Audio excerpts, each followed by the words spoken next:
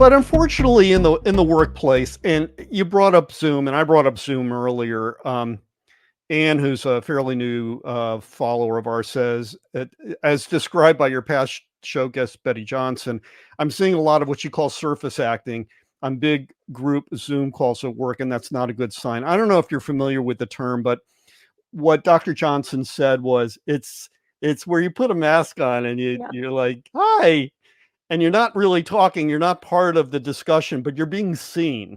Mm. And that's a something that's happening a lot in the workplace that's causing more problems than it's not, wouldn't you say? Yeah. Yeah, absolutely. And so there's a fine line too between, when you show up, like leave your stuff at the door, work is Right. work, but when you can't leave your stuff at the door because you're home and you're getting on a Zoom call and you have a crying baby or a dog that's throwing up, or it's just different. I love working from home, but it's just different. I would also say that for me personally, in terms of my organization, Hmm.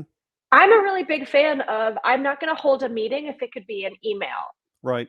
And I think that a lot of times it's like, well, it's team building and it's mandatory and it's really helpful to see face to face, but it's actually not. It drains energy and it can waste time unless it's a productive meeting. And so looking at how often are we, I mean, I hear it from clients all of the time of like, I have 3 meetings in a row and it's all administrative stuff and I don't actually need to be there. But if I don't show my face, I'm going to get in trouble. And so what do? We surface act.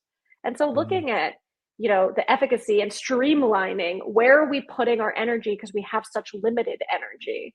And so many of these Zoom calls, which can potentially be helpful. Again, I'm not speaking for every organization and every company, but it's like, could you have just sent an email?